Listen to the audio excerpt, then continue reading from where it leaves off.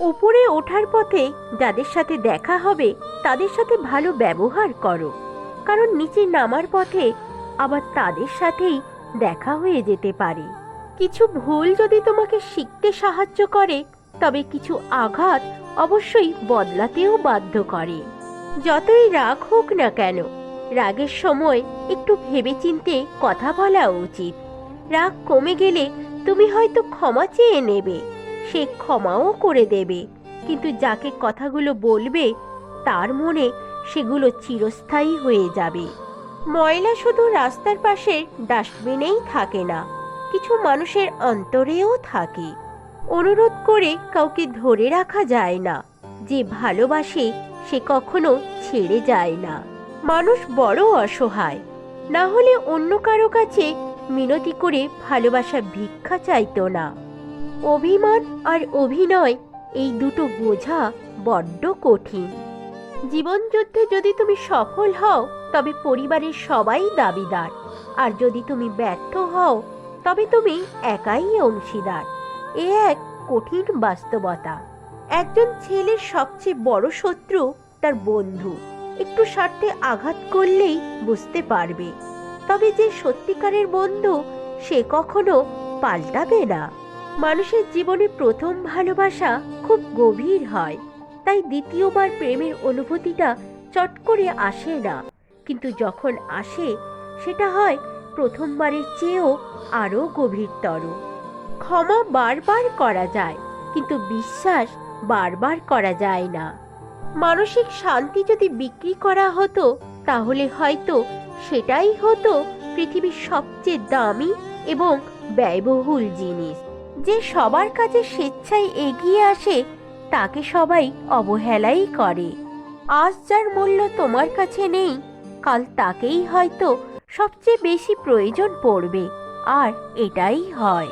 কিছু ভালো লাগছে না, এই অদ্ভুত রকমের রোগটা না থাকলে মানুষ তার দুঃখ কষ্ট ঢাকতে পারত না। এটা সত্যি অদ্ভুত রকমের একটা রোগ। সত্যিকারের ভালোবাসায় কোনো চাওয়া পাওয়া থাকে না, থাকে শুধু অফুরন্ত বিশ্বাস, ভরসা আর এক মুঠো ভালোবাসা। মন খুলে মনের কথা বলার আগে একটু ভেবো, কথাগুলো যাকে বা যাদের বলছো তারা তোমার কথাগুলোর মর্যাদা আসলে কি রাখবে? ঈশ্বর আছে বলে এত দুঃখের পরেও সুখ আসে, এক বুক কষ্টের পরেও এক সমুদ্র আনন্দ আসে। সমস্যা সবার জীবনে থাকে, কেউ জানিয়ে দেয়, আবার কেউ গোপন করতে ভালোবাসে। একই সমাজে দুরকম মানুষ আছে। কিছু কিছু মানুষ নিজের কষ্ট এমনভাবে লুকোতে পারে যে বাইরে থেকে দেখে কিছুই বোঝা যায় না, শুধু সে নিজে জানে তার মনের ভিতর কষ্টের পাহাড় জমে আছে। আমি হাসি মুখে কথা বলি, সবার সাথে মিশে চলি, দুঃখ পেয়ে গোপন রাখি, সবাই ভাবে আমি সুখী। আসলে সুখী আমি নই, জীবনটা সুখের অভিনয়। যাদের শূন্যতায় চোখে জল এসে যায় তারা তো খুব ভালো আছে।